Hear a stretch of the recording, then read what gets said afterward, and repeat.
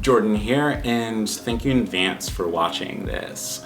What we're about to go into are a series of artist talks as part of a series that we had launched as our form of participation for the Fall of Freedom initiative. JTR Presents is a contemporary art museum that offers design services that helps the creative community, helps the community in general, and we seek to positively impact our community and environment through art, tech, and design. So, in relation to this initiative, Fall of Freedom, it started off with 16 artists that did a call to action about 6 weeks ago. And the call was for anybody in the arts to do something, be it in their programming, a project, something for the 22nd and 21st of November of this year, as a way for us as a creative community to push back and call out the current administration and their actions against creative institutions relating to censorship, justice, community, truth, and freedom of expression. This is our community's way of saying that we will not be silenced, we will not be censored. We will still continue to fight for justice for all. We'll still continue to fight for freedom for all. And we stand by our communities, especially those that are marginalized. In addition to that, we exercise our freedom of expression. We exercise our First Amendment rights in really pushing back and holding our government accountable. And so with that said, we will be moving on, and I present to you the following artists.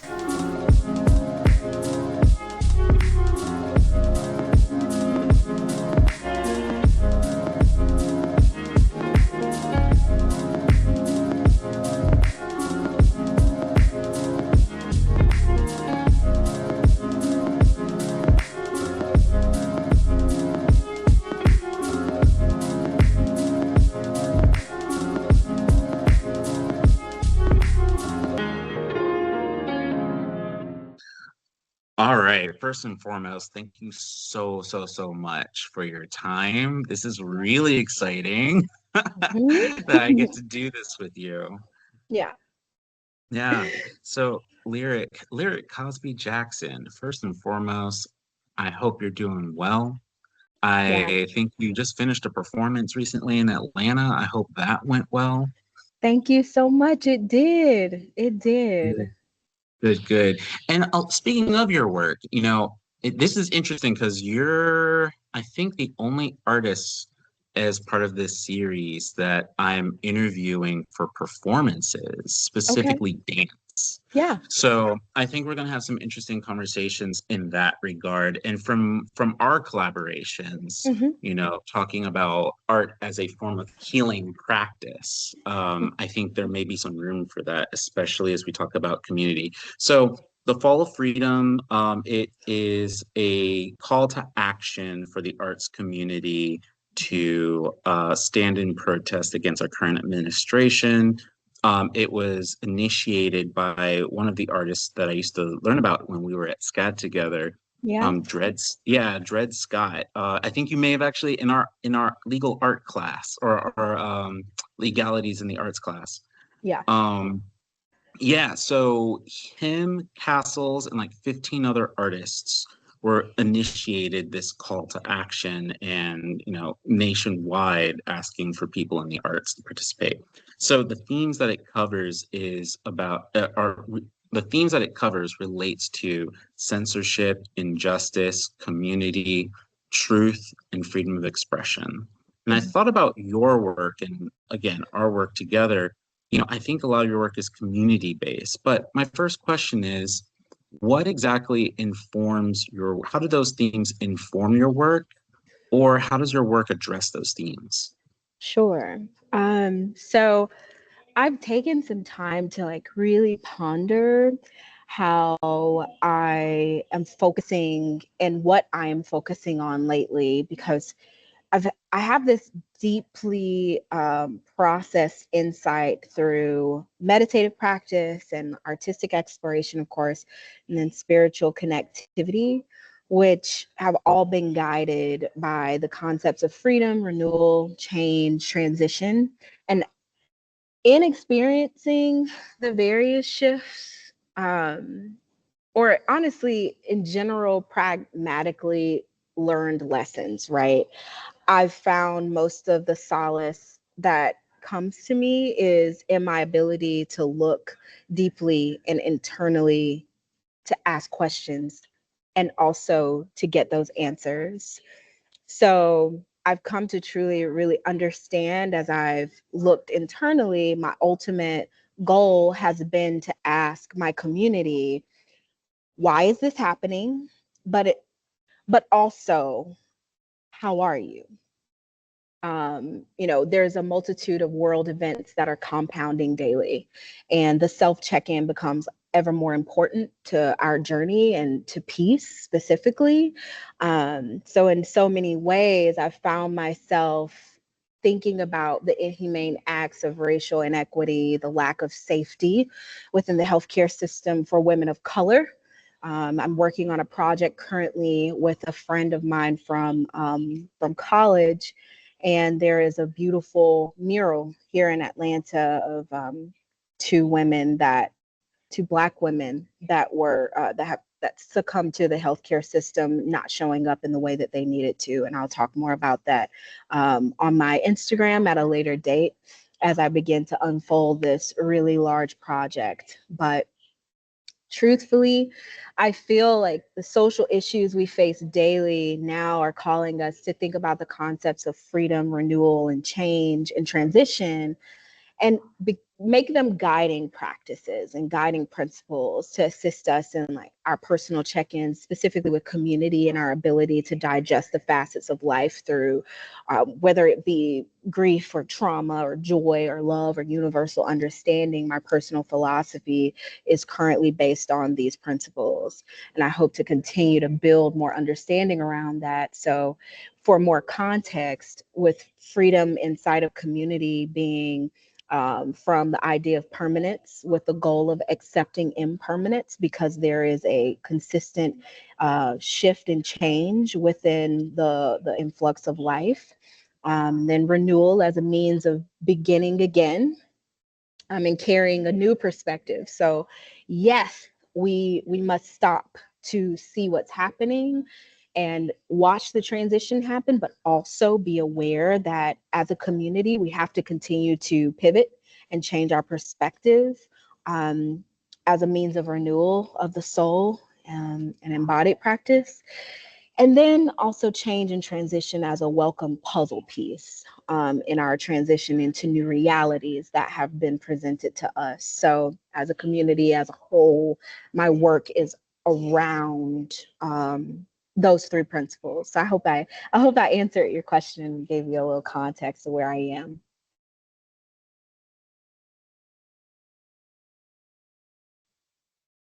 Yes, that answered my question beautifully. It also tapped into a few other questions I'm about to ask. So, Cool. the next question is going to ask, I would think of it as a zoom in. So, speaking of, so we talk about community and then how do we build it? How do we maintain it? And I think the key points that you touched in on was really like acknowledgement and naming the things we're experiencing, Yeah. asking how do we transition, but also how are you? And so there's already a sense of presence in an act of calling for care to and from your community and just being present with that. Yeah. So can we zoom in on that a little bit? So that's my question. How, what is community and how do we build it or maintain it? hmm So something that I have created as a practice within my smaller, micro community here at Spelman College in the Department of Dance Performance and Choreography is setting community standards at the top of our semester, at the top of the academic year, and having the students take ownership and responsibility of caring for each other. And this can be in a few ways. I have some examples pulled up so that I won't get too far off base, but some of the Yeah, community please. standards that these wonderful students here have put together before is hold each other accountable, but still love and care for each other. That's number one. Number two is being supportive of everyone's movement explorations. Examples is cheering each other on. Like movement explorations in this context, when we think about the greater community, is How are we advocating for ourselves? Are we supporting each other in this advocacy, whether it be a human justice or a civil rights issue? Are we stepping up to the plate to say, hey, this may not be something that's affecting me directly, but how are you and how can I support you, whether it be delivering some gallons of water or milk? Or is it me coming to your aid if you are hurt internally or providing you some sort of resource? And then three is to be open to others' ideas and willing to help each other. So the idea of community and network is exploring the many facets of our neurological systems and our, in my data science voice, in my tone, our neural network. And being able to be capable of firing off ideas to one another in order to create a new algorithm, a new way of thinking, and taking that renewal principle to another level. And then also creating a judgment-free zone. You know, I think there's like a meme where I listen and I don't judge. That is so factual in so many ways, and providing a safe space is really important. Cultivating an open and affirming space without judgment, and a major extension of love and compassion and grace, because we are all human. We all experience human things, and the way we create that space for each other, where everyone feels comfortable no matter what the individual skill level is, or how we are approaching things, or what our experiences have been in life, past, present, or future, because we don't know what that holds. We create a comfortable space for that shift, engaging in civil discussions, even when we're disagreeing, because we will disagree. There is no world in which everyone is going to agree in an autonomous space. We have to know that somebody may disagree with us, and we have to be okay with that because we're within a comfortable, safe environment. So last few is do not share personal information about yourself or others without consent. Like, I think that's not censorship, that's protection, especially within a community. So if someone's being vulnerable inside of an intimate space, especially when we think about like intimate gatherings of artists, and as we're creating together and collaborating together, it's ever more important now that we keep those codes safe, you know.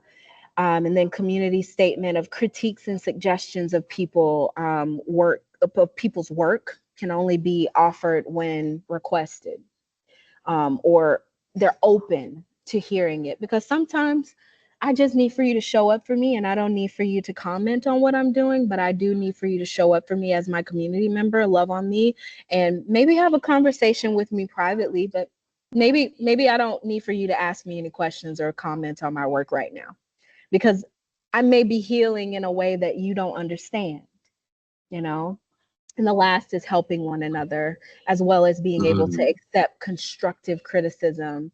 When Mhm. we do ask for that criticism, or when we do ask for that opinion, be open to it, and open to helping, and open to saying, you know what, that's a great Mhm. idea. How do I get there? And that's also that neural network. We go back to that community building and how we fire off to each other. So this and Mm. these are not my standards. These are standards that collectively, Yeah. me and the students here at Spelman have set as we go into each of our processes, whether it's a choreographic process with Spelman Dance Theater, or it's a practice of us stepping into the classroom on the improvisational floor, knowing that everybody isn't the same skill level, you know? So yeah. Yeah, that's beautifully put. This, and I'm sort of reeling on the idea that not only these standards are kind of these universal rules, if you will, for us to kind of Mhm. relate to, they're universal rules that were made together with the community through the power of consent from the Sure. beginning. And it's a beautifully like agile approach, right? This actually reminds us. So I mentioned before about our collaboration about heal art as a form of healing and in a practice of healing. But I think this in and of itself can be a form of resistance. Oh yeah. Just yeah, I think there's something about communal consent, I think, is the missing ingredient. I know in our conversation that was in the topic of cultural appropriation, but in this next question about like what does resistance look like in our creative industries or practice, you know, it sounds like that's the same ingredient. And it sounds like in your practice in particular, it's emphasized in sort of a core value. Can you expand? So just remind me, I'm expanding on radical acts as a core value or radical healing as a core value. It was more like communal consent. As Communal that, it consent. sounds like that's a core, Hmm. yeah, it sounds like that's a Hmm. core value in practice. If I'm wrong, please, by all means, Hmm. correct me. But is that a fair assessment? Well, I will say that communal consent can go many ways. Like it just depends on what type of community you're existing within, you know. If this is something that will ultimately be shared, absolutely, you know, share. If the goal, if the end deliverable of the community is to share what has been developed together as we are doing, I think it's absolutely necessary to have that consent first. But then there's also, I think generally across the board, consent is necessary. It's not, like I said, it's not censorship. It is a call of honoring someone else's space and like being able to say, I honor you enough to ask you if it's okay if I share this information with others. I honor your work enough to say that if you're not ready to share what you've created with the world, who am I to explicitly throw it out to everyone and say, hey, this is what we did together without consent of all parties involved? And I think like community consent regarding like artists specifically and how we approach each other is often met with care. I personally have never been within a community of artists where I did not feel safe and I did not feel like I could be open and honest and vulnerable about where I am, where my work is situated. And I appreciate that factor, and I appreciate the fact that I've never I've not stepped foot in a place where I didn't feel like I would receive a hug if I began to weep, or if I shared a private detail about my life, that it would be, you know, shared with the world without it being asked of me first. Yeah. I appreciate that. And I want to rewind a little bit because I may have zoomed in a little too far and Mhm. missed the mark. So, I guess my question is like, what does resistance look like in your creative practice? Mhm. And what we just shared, is that in alignment with it? It almost sounds like it's just kind of a given, regardless of what we do. I feel like resistance and consent go hand in hand. I feel like community and resistance go hand in hand depending on what you are wanting to overcome together. Um, and I also don't want to make it seem like everything is entrenched in oppression, because it is not. There is some work like the work we saw this weekend with Spelman Dance Theater that's rooted in joy and love, and it's rooted in, you know, a purity that brings like an honest like warmth to the body and the heart and the soul. So resistance can mean several things. Resistance can mean radical joy. Resistance can mean healing from past traumas. Resistance can mean setting boundaries. Resistance can mean within your work, nobody can tell you what's right or wrong. You only can tell you what's right or wrong. So your unique imprint is your unique imprint, and that is resistance. Not going with social standards or ever changing social standards, because I mean, what are the social standards anymore? Are there standards anymore? I don't know. You know, I don't know. I don't know. Fair I, enough. I think I think that's a question that needs to be answered in the comments. What are the Right. standards, you know? So ask, what are the standards? That Because part. what are standards? I don't know.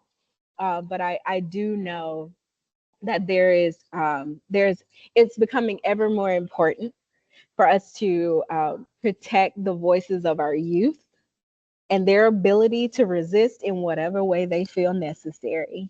Because right now, they need to be creating, they need to feel community, they need to feel love, they need to feel like they can be vulnerable and it not go anywhere. And they have a sense of autonomy in their creative process. That, to me, is resistance. The youth are resistance. I was about to say, it reminds me of this film, Jojo Rabbit, with Scarlett Johansson playing this character named Rosie. Mhm, And I'm paraphrasing because I don't remember the exact words, but she said something along the lines of like, every day that you exist and are alive is a continued insult to your enemies.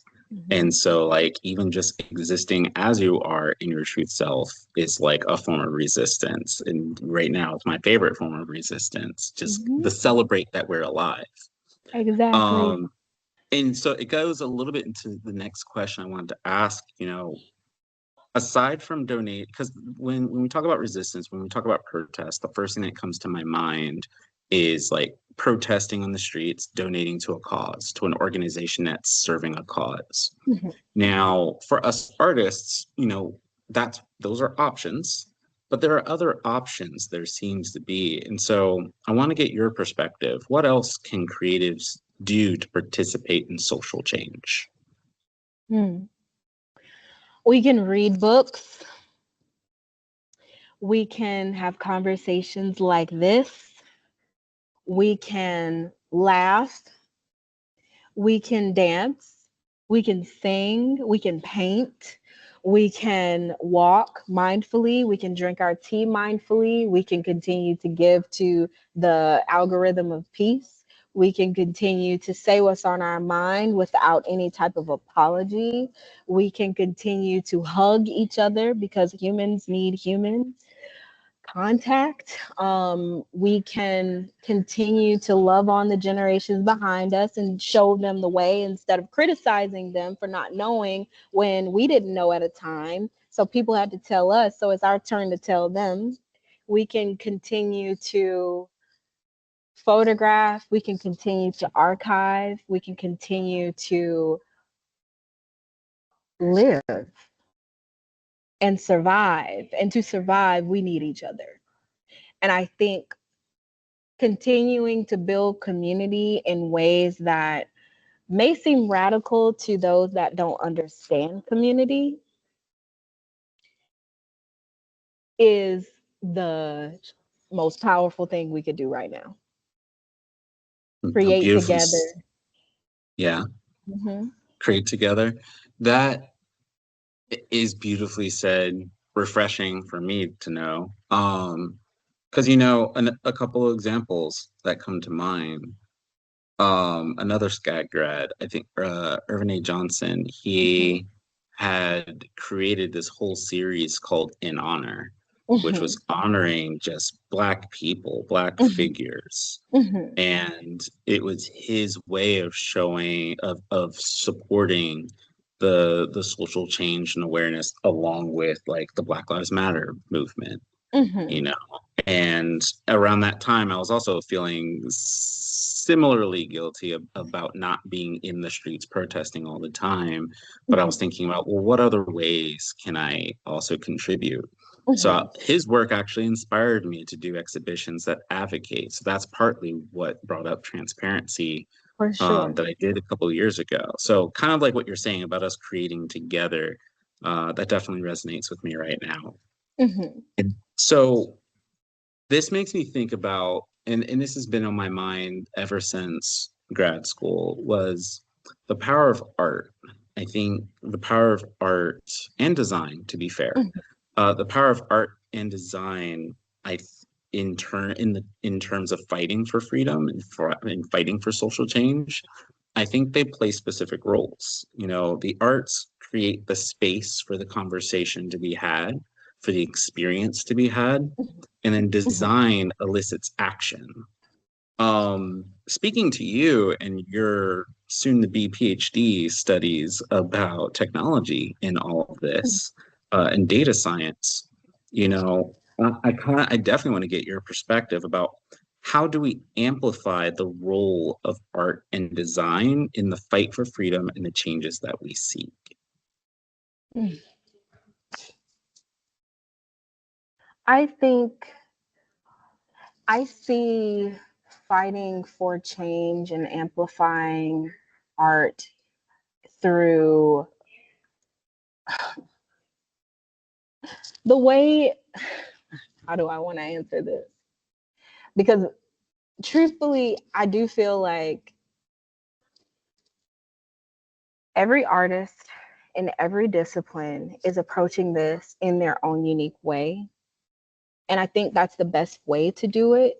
And I think in us all approaching this uniquely, there becomes like this wave and like this vibration of like how you do it is nice. I want to do it this way. Oh, okay, you're doing it this way, that's fine. Let's continue to like create a new narrative. Okay, let's keep changing. Okay, we're going to renew it. Oh, okay, good. So like the work that I'm doing with here at Spelman with the Switch Code Fellowship with Professor T. Lang, and thinking about technology in a new way and how it converges with art, thinking Mm-hmm. about the work that I do with my younger students and in my global imprint movement lab and the students at Michigan State University and here at Spelman, thinking about what Georgia Tech will soon be doing, and the pioneering efforts of all of these wonderful artists that are thinking far past the tactile part of art, but also like the part of art that like, let me help this artist go viral because this piece is saying something that everybody needs to hear. So send it to all your friends. That's how we amplify it. That's how we change the algorithm. Like Mm, it's all about getting outside of our egos and really, okay. for sure, for real, representing each other and not just ourselves. Because yes, we're all doing it in our unique ways, but nobody will know if we're doing anything if we're not supporting each other. And that's where community comes in, you know? So that's how art is Yeah. amplified. You know what I'm saying? We continue to see each other, represent each other. We're like, oh, yeah, that was hot. Do that again or do that. Please share more, you know? Yeah. And those That's brilliant. claps, I go back to my students' community standards of like, clap for each other because it's some trying and uncertain times that we face every day. We never know what's going to happen when we open our eyes. So the one Right. thing we can do is say, hey, you did a beautiful job on that work, Keela. You did a beautiful job on that work, Tani. You know what I'm saying? Those are the things that I find, and I'm hollering, I'm shouting out my girls here at Spelman, my friends, for their beautiful work and amplifying the voices of um, where we're rooted, where we're going, Afrofuturism, how we think about where we're gonna be in 2050. Mm, What we gotta we hmm. have to continue to grow the conversation. What do we Okay. want art to look like then? You know, Yeah. what do we want Yeah. technology to do with art then? Yeah. No, that's beautiful. And like that just got me excited, really. Yeah. Because like you're thinking way far ahead. And I think that's needed, right? Like even with the fire in front of our face, we can still look at the exit that's past the flames, right? Correct. Um, as we're putting out the fire. Correct. And so, but there was something you mentioned that's sticking to my mind about this algorithm of peace idea. And I like that because it had me while you were talking, I was thinking about that idea about, oh, the algorithms and the people that make it, it is made with the intention to retain our attention. And if our attention's on negative things, that's what would make the algorithms focus on negative things. But if we, the consumer, change our attention to things that bring about peace or the concept of peace, Yeah. then maybe that will change the algorithms and those that make it to then change it to like to where we only see peace on our Correct. feeds. Correct. And so I Right. find that very interesting, kind of like Mhm. a way, because I think art does something similar. It shows a mirror to us about our realities, but it's also Sure. informed by the realities that we allow, right?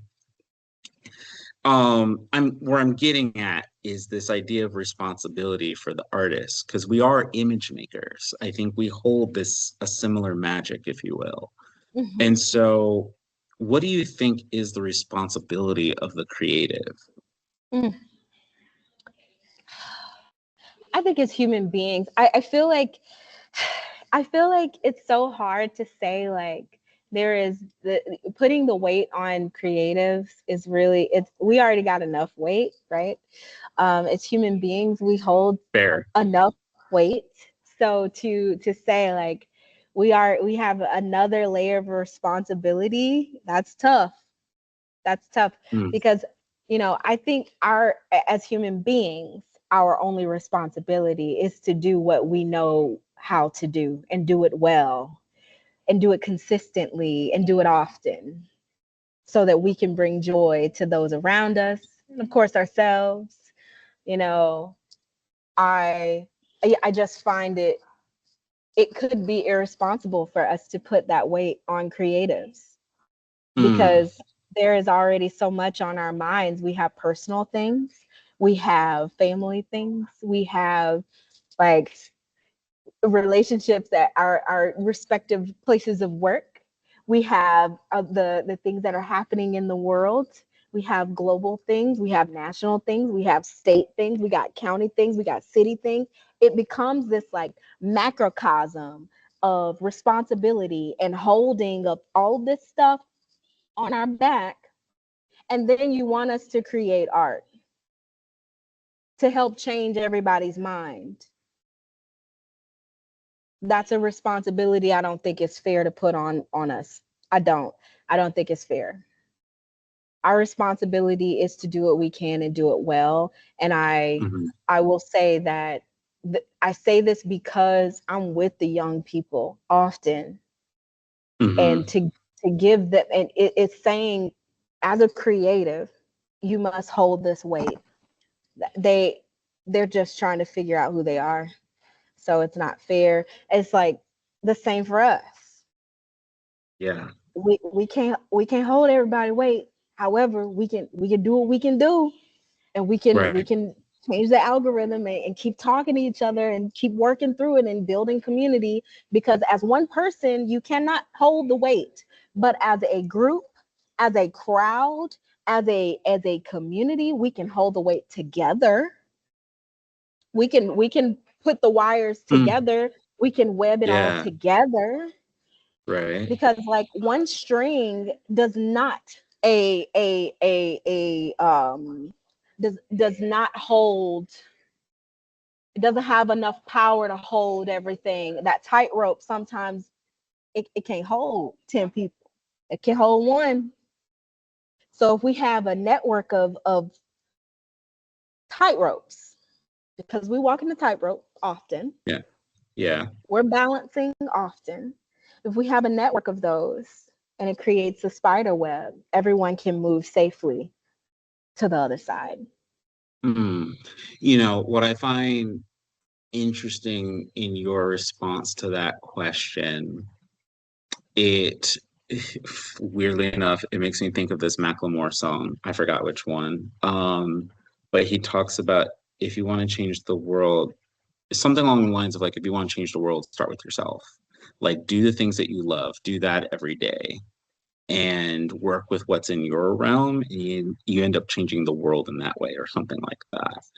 And it sounds like what you're saying is something very similar. Like, start with you and start with what you can do and do that very well and work within your sphere of influence, building the tight ropes. That's going to be part of a larger network of tight ropes so we all can get around safely, is kind of how my mind sums that up. Hopefully that's not too far off of an assessment. Right, great. I'm here. No, you're good. So the last part, so I think that's beautiful, right? Start within your own world and then work your way out is kind of what I understood. And then collectively, as we're all looking out for each other, being a tightrope for one another, we can all navigate. And Yeah. so, yeah, so I appreciate that beauty. And then it kind of leads to my last question, I think, which is, are we obligated to leverage our access and privilege to advocate for these changes and for others? If so, how? And if not, why? Mm. Obligated is such a strong word because that means like it's mandatory, and that's something like I'm all freedom, Right. man. Autonomy, freedom, autonomy, freedom. Look, if you want to leverage your resources to help the movement that is close to you and that is close to the community that you are working within, then leverage your resources, you know. Mhm. I leverage my resources often for my students here at Spelman because they're a community that's directly affected by a lot of the things that are going on. Like this semester, a Yeah. ton of HBCUs received threats, and I was just coming to work. These students were just coming to class. Oh, wow. We got, what I call ghetto birds or helicopters everywhere, you know, Yeah. I just feel like obligation is a strong word. However, if you feel the autonomy to share the resources that you have, share them. If you have the capacity to give. But obligation feels so definite, and it's unfair to Mm. create an obligation for someone when resources are so slim right now and people are so tight and people are trying their best and a lot of vulnerable communities are at risk. I just feel like obligation is a tough word to use. But No, if you have the wherewithal, do, yeah. do. I no, that's beautifully said as usual. I think that's important. There was a reason why that question is formed the way it is, because I think Yeah. it's I think it opens up space for more conversation and understanding where people are coming from. And I Sure. think what you brought up is a very poignant point, right? Because there's a lot happening right now that, kind of similar to the last question, it may actually be unfair to put that on any group of people, say that you're obligated to give or that you're responsible for something, where it could be something collective. Now, um, I, so I guess my final thoughts, and kind of want to segue into your final thoughts. I'm hearing this again, for these autonomous spaces to be respected and upheld, of course, consent is mandatory. And also being there for one another, but also setting up the standards as a community with one another are Mhm. all like the main ingredients to maybe building, maybe not a feature for everyone, but at least for your immediate community. And maybe that spreads outward to the whole. Mhm. Um, I mean, those were where my final thoughts are. Um, where's your mind and heart at this moment with this combo? Well, it makes me think about all of the communities that I'm a part of and that like a lot of people should, don't feel obligated to support, but I think you should think about like how you can support these small businesses out and around. So yeah, you got Girls Inc., you got Lyric Jackson Dance, you got Jordan T. Robinson, JTR Creates, you've got T Lang Dance, you've got Bernard Jackson, you've got Cliff R. Jackson, you've got all of my brothers and they artists too. You've got Yeah, Joshua Rashad McFadden, you have yeah, Spelman College, I'm just saying that You don't have to get no money. That's not what supporting resources is. It's listening to this conversation and like hitting some names and knowing some names. I could name all my students. Ariana Malone, hot choreographer, Layla, Layla Stubbs, Layla Donato. I'm gonna name Jordan Gregory. You know what I'm saying? Like, really, these students, Brianni Clark, yeah, Lauren Wade. I will continue. Shira Phillips, what they at? Victoria Woodward, emerging in Washington D.C. You got Maya Butler coming out with the marketing. You know what I'm saying? Jasmine Newsom, Ariana Allen, who's in New York doing amazing work, Wow. amazing work. You know what Yeah. I'm saying? I will continue to sing their praises. I will continue to say their names out loud because they Caleb Bland, like, Sydney White. Hold up. You know what I'm saying? I got Zaria, all of them. I just want to name everybody. I'm Yeah. like Tatiana Pembroke, like Pemberton, Graham, like, Ingrid, Absolutely. all of y'all, Lady Crow. So this is what I mean. Like, and these are and I didn't name everybody, no, because the communities are so big, but they're also so Right. small. But my final thoughts are support these support these artists, give them Yeah. love. You know, all of the artists that Sione from Rwanda, Reggie from Rwanda, all of the loves of my life.